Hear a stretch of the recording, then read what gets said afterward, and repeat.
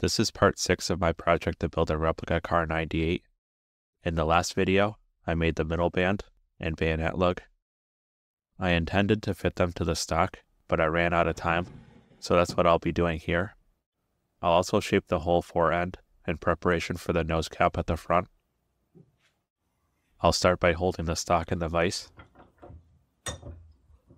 Then I'll add the action.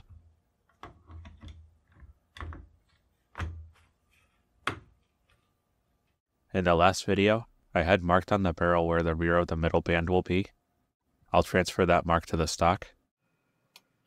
I'm using a square to ensure that the lines are perpendicular to the top of the stock.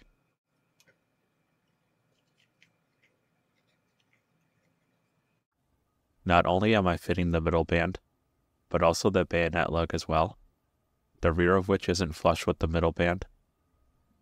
Instead, there will be a small step in the stock. I'll mark that as well.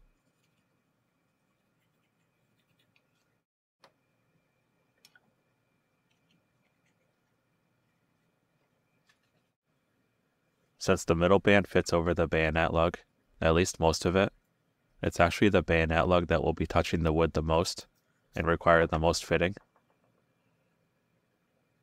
Particularly in this area, this whole front end needs to be slimmed down so that the curved area at the front of the bayonet lug can fit over it. That may expose the channel for the cleaning rod here. Instead of slimming the stock down by using the spoke shave, I'll instead cut it off over on the bandsaw.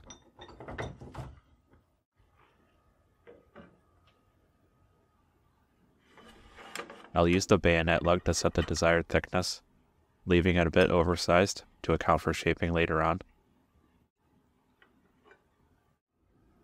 I'll also use the bayonet lug against the line made earlier to set the length of the cut.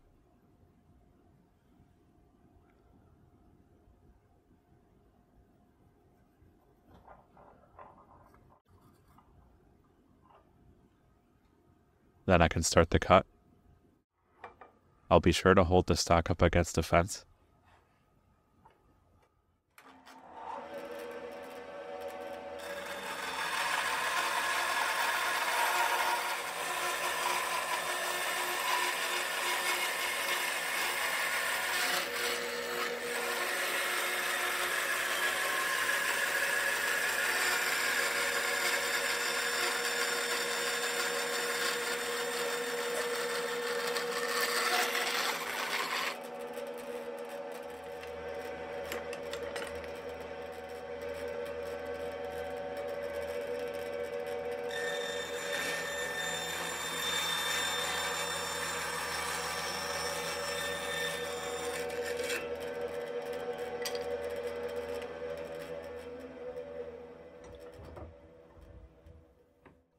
The cut just grazed the channel for the cleaning rod, but it exposed a lightning cut in the fore end. That may not be a big deal, because it'll likely be covered up by the bayonet lug. However, if not, and in case I need it elsewhere, I have this left over to make filler pieces out of. You can see how thin this section will be, even more so when this is shaped, which I'll start on now. I'll first use the bayonet lug to mark the width. I'll eyeball it centered on the wood and mark the sides of the inner curve. To mark the end, I'll turn it around. Then I'll connect the marks with a rule. This section will be straight, no curves to taper down towards the muzzle.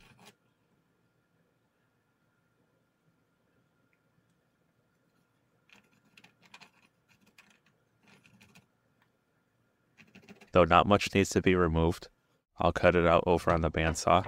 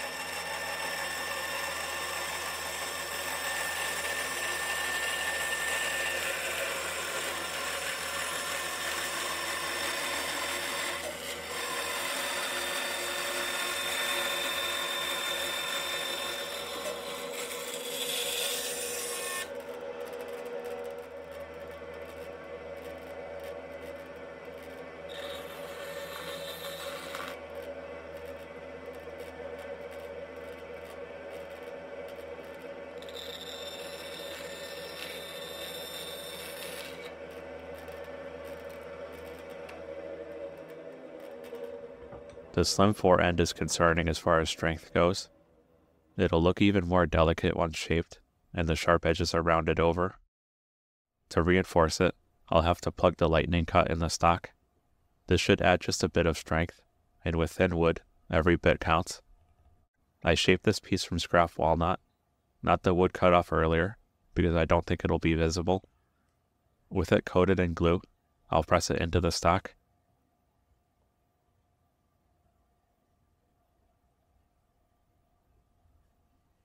Any excess I'll wipe away. It looks like a small bayonet lug. I'll let the glue dry completely. It's the next day, and the glue is dry. I'll flip the stock over to cut off the excess wood.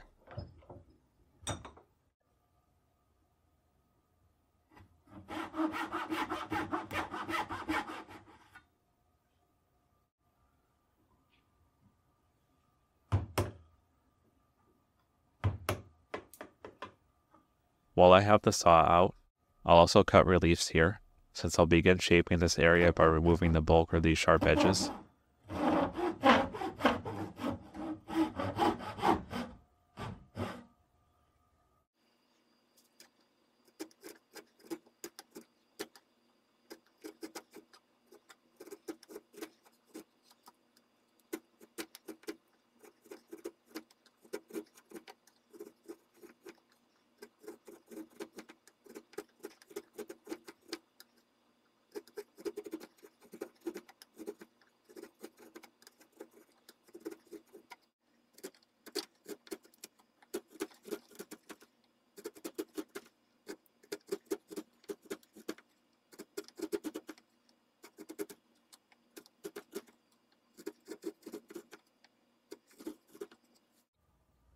This is upside down, but the top of the bayonet lug should be flush with the top of the stock. I'll clamp on this scrap piece of wood.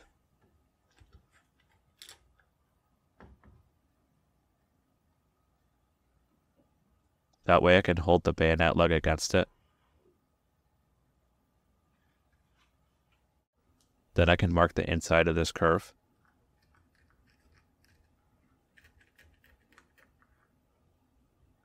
To start, I'll fit the bayonet lug to the very end of the stock. Cutting in this direction isn't ideal, since it results in tear out, but if I keep the chisel controlled, I should be able to mitigate it.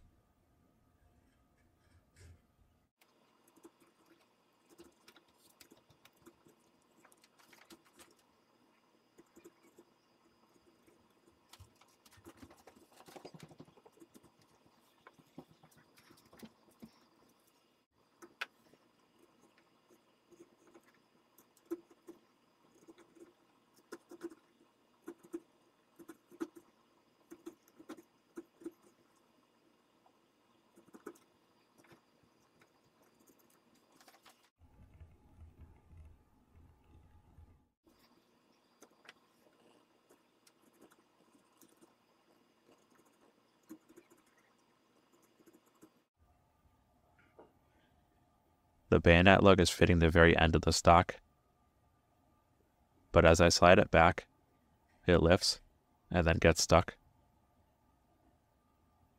I'll mark the area of the stock that's fitting. This will alert me if I remove any of this material later on. To shape the rest of the forend, I'll remove the board for now.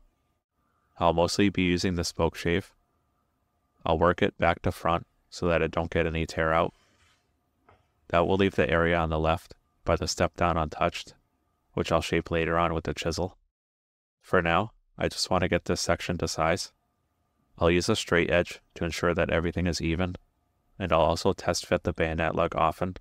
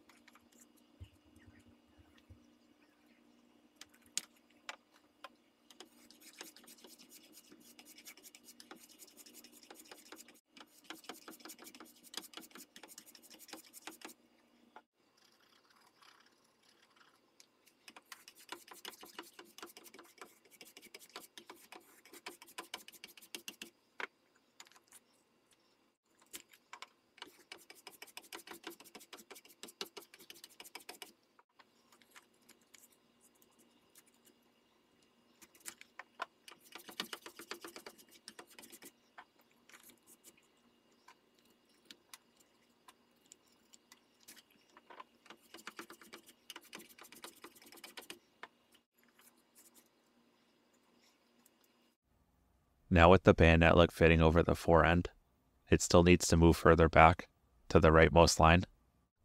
The fit is fairly close, so not much material needs to be removed, mostly from the sides. I'll remove the lug to chisel this area to size. I'll just complete the marking drawn earlier.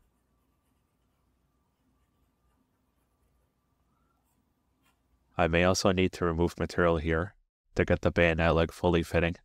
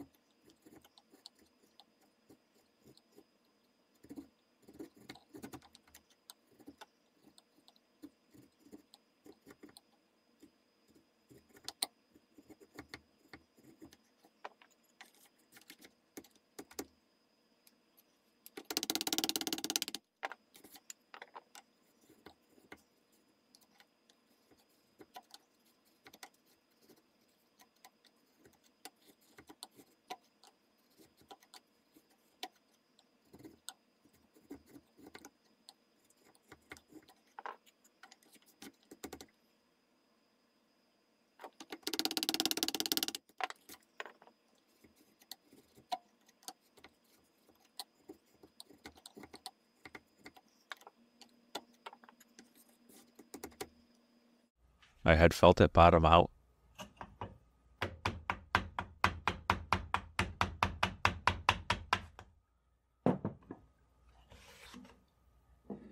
That's due to the cleaning rod retainer inside the bayonet lug. I'll have to cut a matching recess for it.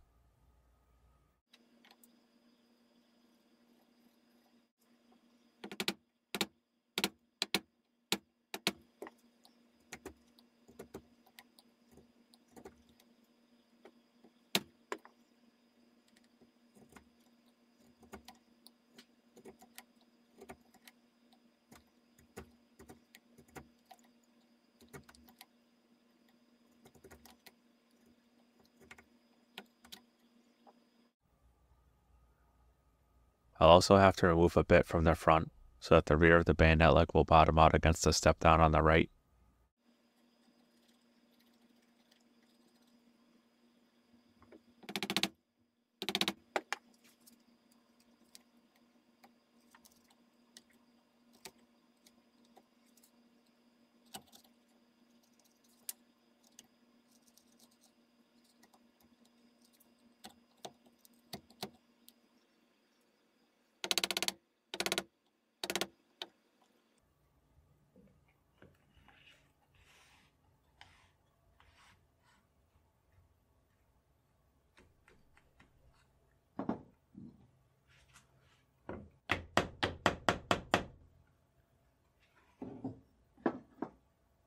The bayonet lug is a tight fit, just what I wanted to ensure that it doesn't move at all. I had cut this notch so that I'm able to remove it with a punch. This will be covered up by the middle band later on. And speaking of that, I'll move on to fitting it now. I'll need to flip the stock right side up in the vise so that I can add the barreled action.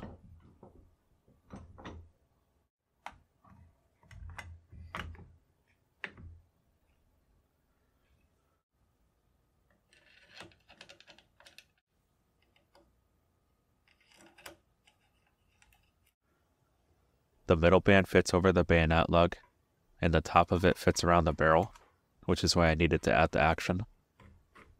It's a tight fit, but it does slide on enough to cover the bayonet lug. It does need to go a bit further, to the line on the right.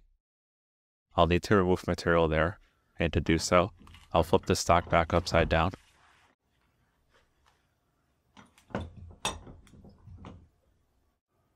I'll cut on the line with the saw, then chisel away the excess material.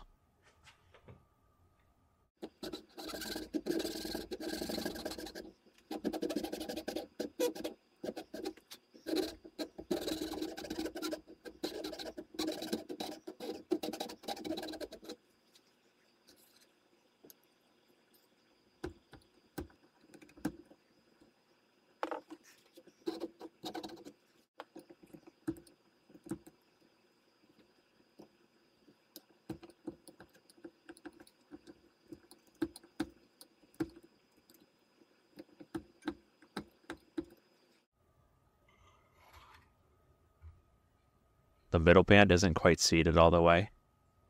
I'll need to remove some more wood from here, as well as even it out.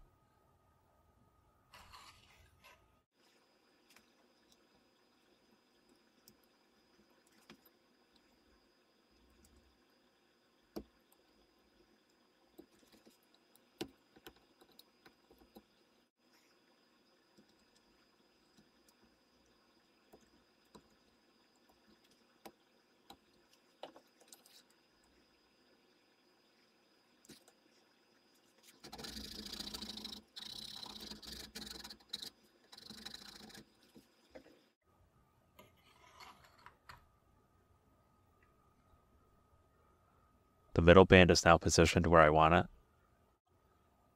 The bayonet lug is proud at the front, and it's tough to see, but the holes align on either side. Next, I'll mark their locations so that I can drill them out.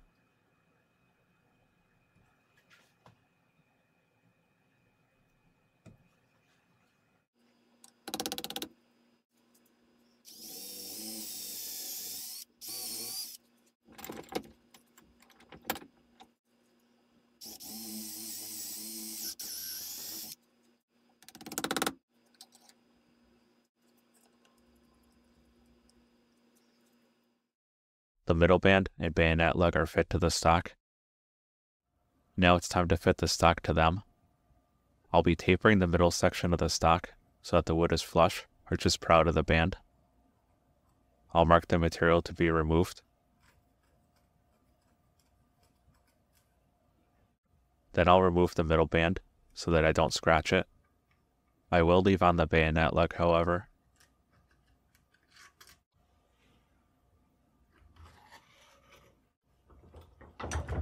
I'll get the stock into the position where I can shape the middle.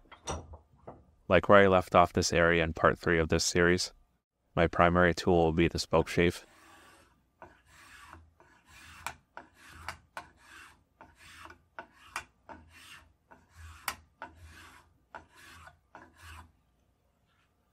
I have the stock held more rigidly now.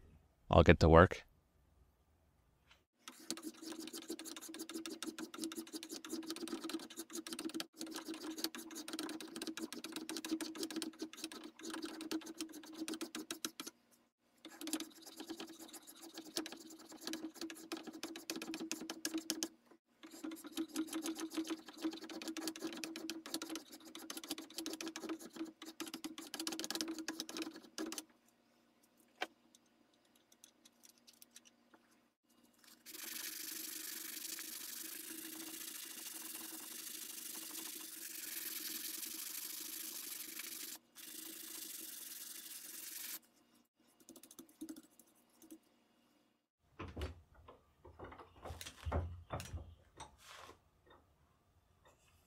The middle section didn't require too much more work to get it to shape. And while I'm doing mostly woodworking in this video, I'll next make the handguard.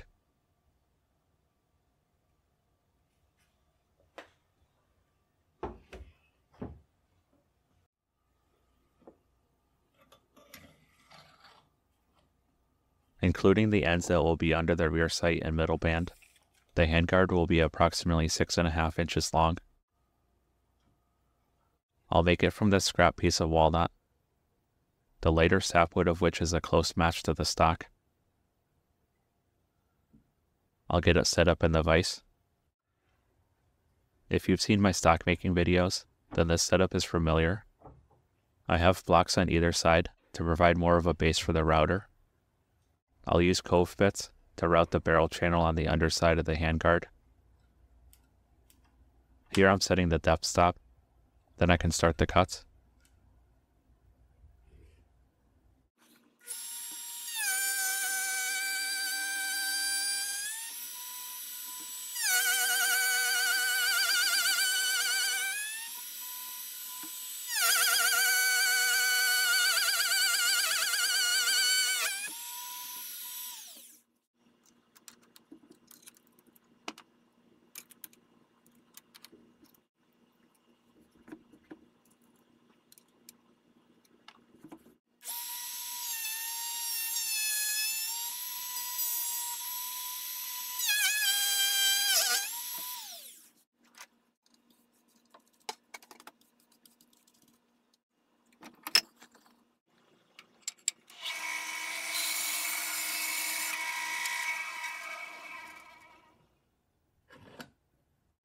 I have the inside of the handguard routed, and it roughly cut to length. However, it doesn't fit on the barrel. That's because the logger section is tapered, and the section on the left needs to be a bit bigger than the bit I used to route it. I'll shape the barrel channel by hand with gouges.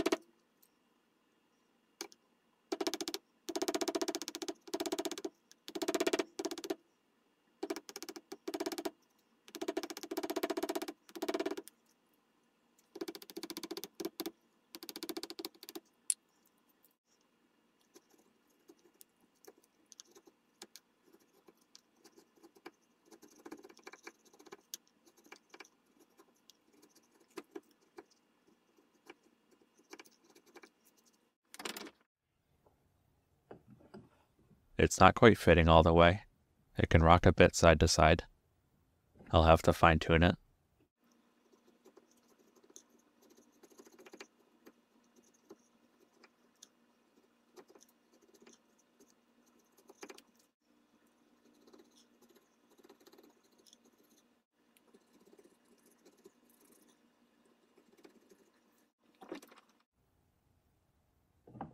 It's fitting tight against the lower stock now. Next, I'll shape the outside of the handguard. I'll start by tracing the width.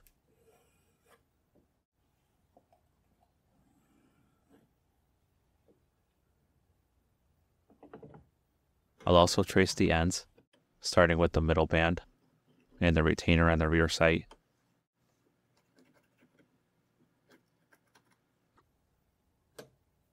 I'll rough cut this out on the bandsaw.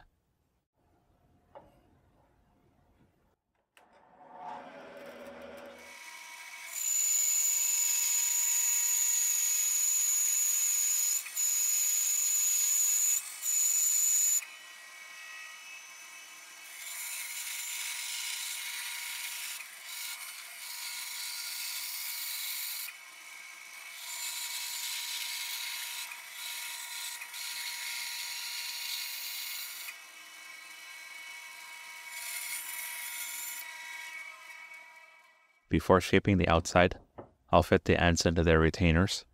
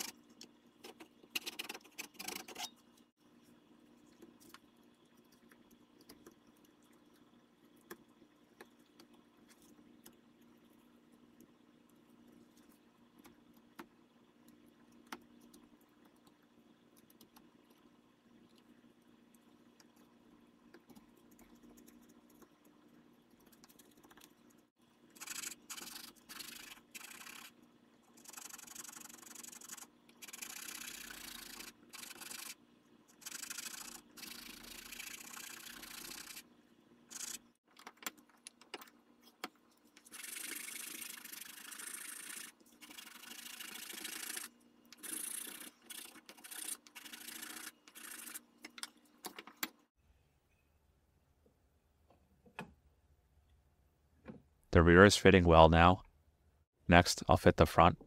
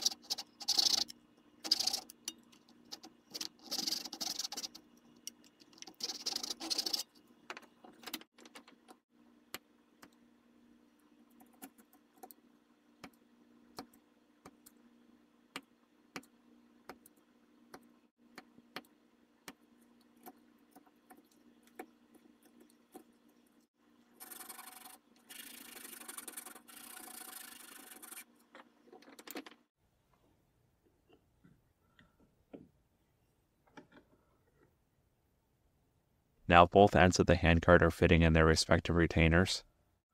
In preparation to shape the outside of the handguard, I'll trace both ends once again to use as guidelines.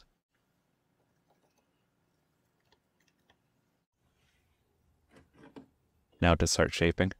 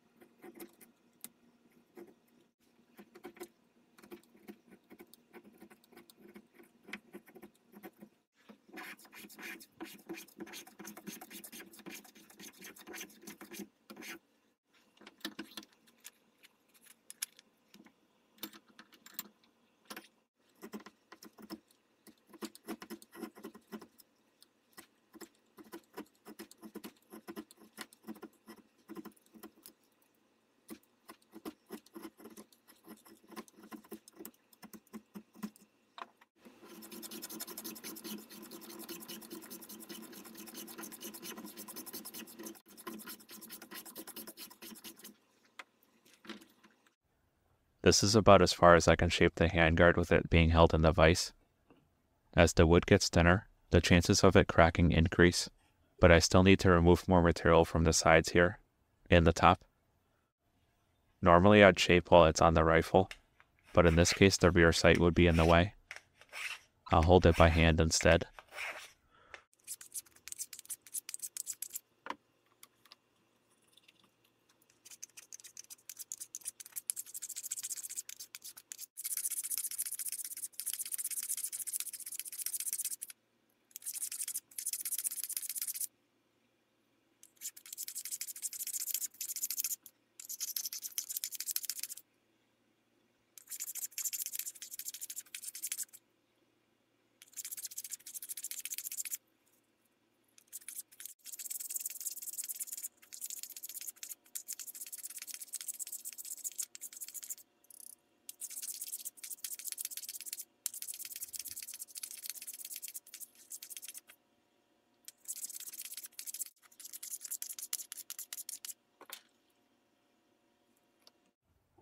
I was being careful to not slice my hand with the plane, but here's the handguard with the outside mostly shaped. The ends are proud of their retainers. That's on purpose. I'll cut a slight taper on each end.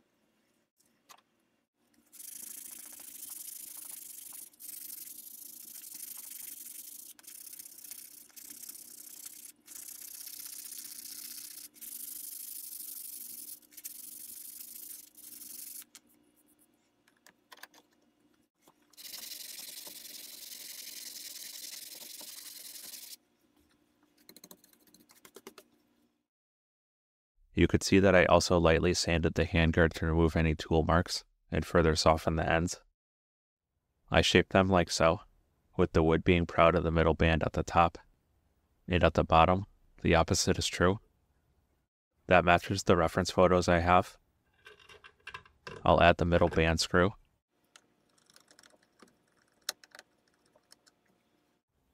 That's the handguard completed. And that's also the completion of the fore end of the stock. This is looking more and more like a Kar 98 with each video, especially now with the wood being fully shaped to match. The last major part will be the nose cap at the very end of the barrel. After that, it's small tweaks to parts and finishing the wood and metal. That's it for this video. Thanks for watching.